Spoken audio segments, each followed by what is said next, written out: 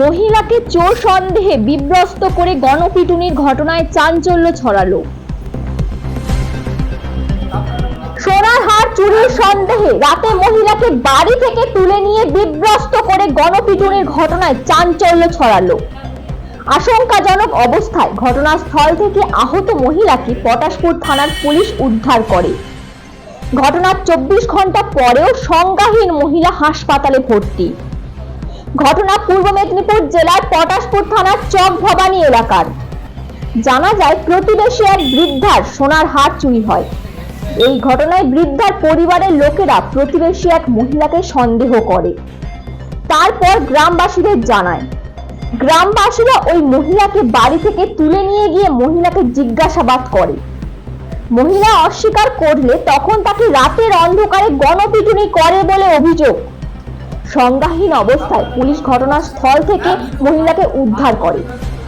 আশঙ্কাজনক অবস্থায় মহিলা একটি বেসরকারি হাসপাতালে চিকিৎসাধীন রয়েছে। যখন এসছি সাধারণত দেখেছি পড়ে আছে, পুলিশ প্রশাসন এসছেন, তখন আমাদের ধরে তুলে দিতে বলে, আমরা একটু ধরে তুলে দিই। এইটুকু, এর থেকে বেশি কিছু বলবো, কেন আমি একজন সাধারণ কীর্তন না, দিন দরিদ্র মানুষ, আমার দিন এনে খাওয়া, এইটাই হচ্ছে আমার কর্ম। মানে যেটা মানে অচেতন হয়ে পড়ে আছে, অচেতন হয়ে পড়ে আছে, একটু ফ্যান মানে পাখার বাতাস করছিলাম, ব্যাস এইটুকু। পুলিশ নিয়ে গেছে আর কি, এসে পুলিশ একটু ধরাধরি করে দিতে বলেছিল, জাস্ট আমরা ধরাধরি করে তুলে দিয়েছি। আপনার নাম? আমার নাম হচ্ছে গোবিন্দ মণ্ডল। আর এই নিয়ে শুরু হয়েছে রাজনৈতিক চর্চা। Bureau report, PM news. দেখুন, ব্যাপারটা হচ্ছে ওখানে ওই ভদ্রমহিলা আমার স্বর্গীয় স্বপন রায়ের বাড়িতে তার স্ত্রীর উপরে তার গলার হাত ছিনতাই করতে গিয়ে তার মুখে চাপ দিয়ে বেলুন পাটার ডাং, তার বাড়ি থেকে বেলুন পাটার ডাং নিয়ে গেছিলো, এবং সেই বেলুন পাটার ডাং ওখানে থেকে গেছে। এবং গলা থেকে যে হাতটা ছিনতাই করেছে তার একটা মানে এই যে হাড়ের যে থাকে, মানে একটা লকেট থাকে, লকেট থেকে দিয়ে হাত চেন জোড়ানোর জন্য, সেটাও ছিঁড়ে পড়ে যায় এখানে। তো ওই ভদ্রমহিলা ওই মারা গেছে বলে বয়স্ক ভদ্রমহিলাকে মেরে খাটের নিচে ঢুকে দিয়ে চলে এসছে, কিন্তু যে কোনো কারণে ওর জ্ঞানটা ফিরে এসছে। তারপরে সে চিৎকার করে, চিৎকার করার সঙ্গে সঙ্গে ভদ্রমহিলার বাড়ি থেকে প্রতিবেশী মহিলা যদিও ও একদম পিছনের পুকুর দিয়ে করে লাফি পালিয়েছিল।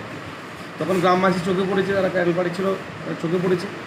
তারপর ধরা পড়েছে, যারা জানি তাকে স্বীকার করেছে তুমি কোথেকে এসছে কী ব্যাপার, তাকে যখন জিজ্ঞাসা করে সে স্বীকার করেনি। তখন ওর বাড়ি থেকে যে এসে চিৎকার করেছে বাড়িতে, তখনই গ্রামের লোক পরপর জড়ো হয়ে যায়।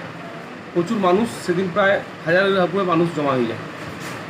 তো সেখানে সিভিক ভলেন্টিয়ার যারা আইছিল, তারা 2-1 জন ভলেন্টিয়ার, সিভিক এই এলাকার যারা সিভিক ভলেন্টিয়ার তারা এসছে, 2 জন মাত্র সিভিক ভলেন্টিয়ার।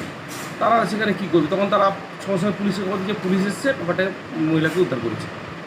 তো এখানে ব্যাপারটা হচ্ছে গণপিটুনি যদি হয়েছে, দেখছি যেটা মিডিয়াতে, এটা ঠিক নয়। সাধারণ মানুষকে এতটা আমরা এখনও বুঝতে পারিনি, তবু আমরা প্রতি বছরই একটা প্রচার অভিযান করি যে গণপিটুনির জন্য বহু মানুষ মারা গেছে। আজকে সেই গণপিটুনিকে নিয়ে এলাকার মানুষকে সচেতন করাতে হবে। একটা কথা আছে না, হুজুকে থাকে না মাথা, হয় না তখন সঠিক বিচার, পুলিশের উপর আস্থা রাখতে হয়। এই জায়গাটা আমাদের এখন মানুষকে বোঝাতে হবে। এখনও 34 বছর একটা সরকার ছিল বাম জমানায়, তখন বামফ্রন্ট আমলে বামফ্রন্ট যা বলতো পুলিশ তা করতো। এখন কিন্তু মমতা ব্যানার্জি সরকারের আমলে পুলিশকে সিভিকের মাধ্যমে যা রিপোর্টটা যায়, সঙ্গে সঙ্গে সে তার সঠিক জায়গাটা অনুধাবন হয়, তথ্য অনুধাবন হয়, সঙ্গে সঙ্গে তার বিচারের জায়গাটা পৌঁছে দেওয়া হয়। রাজ্য প্রশাসনের সর্বোচ্চ নেত্রী মুখ্যমন্ত্রী তার পুলিশ প্রশাসনকে দিয়ে নারী নির্যাতনকারী ধর্ষণকারীদের বাঁচানোর জন্য যে অপকৌশল শুরু করেছে, গ্রামের প্রতিটি জায়গায় কোনায় কোনায় তৃণমূল কংগ্রেস এবং দুষ্কৃতকারীরা উদ্দীপিত হয়েছে নারী নির্যাতন করার ক্ষেত্রে। তাই এ ঘটনা শুধু পটাশপুরের ঘটনা নয়, গোটা রাজ্য জুড়ে একই ঘটনা ঘটে চলেছে। পারিবারিক না রাজনৈতিক সে প্রশ্ন পরে, প্রশ্ন সেটা গুরুত্বপূর্ণ যে দুষ্কৃতকারীরা নারী নির্যাতনের একটা উন্মুক্ত ক্ষেত্র হিসাবে এই পশ্চিমবঙ্গকে বেছে নিয়েছে। আমরা চাই পুলিশ উপযুক্ত তদন্তের মাধ্যমে দোষীদের গ্রেপ্তার করুক, পূর্বের মতো আড়াল নয়, তৃণমূল কংগ্রেসদের ছাড় পাইয়ে দেওয়ার ব্যবস্থা নয়, এবং অত্যাচারিত হয়ে যে তমলুক হাসপাতালে ভর্তি আছে তার দ্রুত আরোগ্য কামনা করছি।